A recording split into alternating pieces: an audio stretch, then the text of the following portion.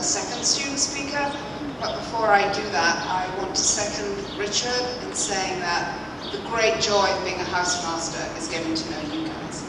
And we were really sorry to miss your junior year, but it's been absolutely wonderful getting to know you again as seniors. And it takes 3 years to get to know you, and then you leave. So we very much hope that you'll come back and visit us as often as you can. You'll send us emails from time to time and let us know what you're up to. And we wish you the very best for the future. Sometimes it'll be good, sometimes it'll be a little rough, but we have every confidence that you will handle it brilliantly. So here to give you the second student speech is Nick Stanford. Thank you.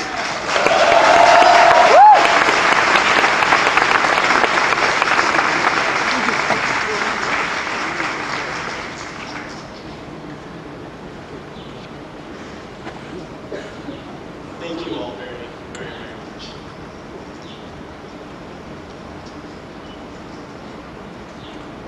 When I was a freshman, I found a quote from a farewell address the late Reverend Gomes gave to the graduating class in 1998.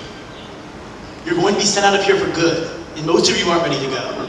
The president is about to bid you into the fellowship of educated men and women, and you know just how dumb you really are. And worse than that, the world, and your parents in particular, are going to expect that you will now be among the brightest and the best. But you know you can no longer fool all the people, even some of the time. By noontime today, you will be out of here. By tomorrow, you will be history. By Saturday, you will be toast. That is a fact, no exceptions, no extensions. My freshman self was terrified by all this talk of people finding out how dumb I really was. But after falling on my face a few times these last 4 years, I've learned just to accept how dumb I really am and move on, as I'm sure many of you have too. It no longer bothers me. But what bothers me now as a graduating senior, now that the president has bid me into the fellowship of educated men and women, is that last part. By noontime today, you will be out of here. By tomorrow, you will be history. By Saturday, you will be toast. This is the brutal fact of our own transience, and frankly, it terrifies me. This is our Currier and our Harvard. It's been our home for the last 4 years, and come tomorrow, it won't be anymore. We'll be out of here. Come a few months, Daniel's Tower will be filled with new sophomores who have no idea who we were. In a few years, we won't even recognize any of the faces at the shuttle stop. No one will remember or care that the Gilbert Solarium threw the best parties for a year, or the weird but delightful style of John Lessman's Currier Wire emails.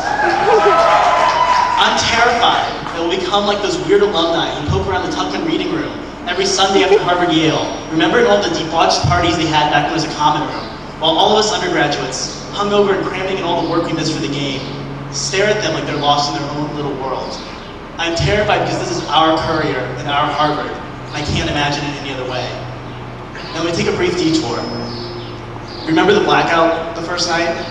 Yeah, I met a lot of people that night, but what has always fascinated me are the people that I didn't meet, but who would later become an indispensable part of my life.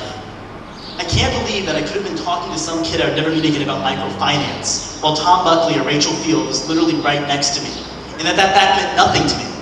That Tom and Rachel were just faces in the crowd, instead of good friends with shared memories of running around like crazy to demand heaven and hell, or getting up early each morning together for IM Crew. Sitting in the Science Center, we were like a formless blob. No structure, no bonds, just freely flowing everywhere.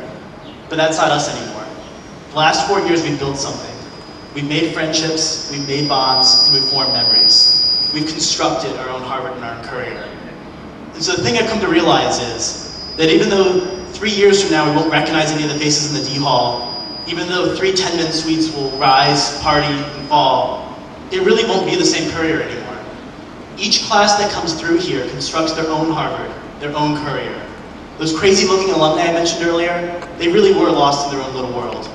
They saw the Currier and the Harvard they built together with their classmates 15, 25, even 40 years ago. This Currier that we see around us is as much our own creation as it is the physical bricks and concrete of the place, or the congenial spirit of our housemasters, or traditions like Housing Day in Heaven and Hell. Our Currier is built with memories and friendships embedded in a specific time and a specific place. We're dismantling that Currier today, brick by brick, filling up our suitcases and minds with the memories we've created and hitting the road. It'll always be with us when we're alone, but most of all when we're together. Because when I run into one or two of you during a layover at the Denver airport, and we have lunch, and laugh about the time Carla rapped at that one karaoke, I remember how sad it was when the tree got cut down. It'll be like when we're building these walls and hanging out in the D Hall again after dinner. And if we are the weird alumni one day coming back here lost in our own little world, I'm glad it'll be that way.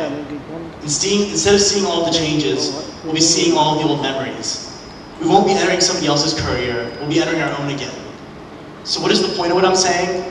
We are history, we are toast, as Reverend Gomes says, but we're only history to the people who stay behind, to the generations coming in. For us and among us, our Currier and our Harvard will be as strong as ever. So long as we work to keep in contact, to keep in touch, and to keep these friendships alive.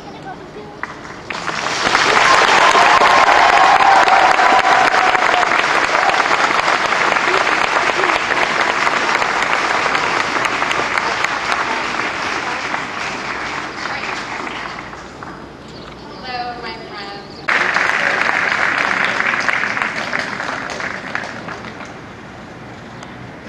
Nicholas Parker Stanford.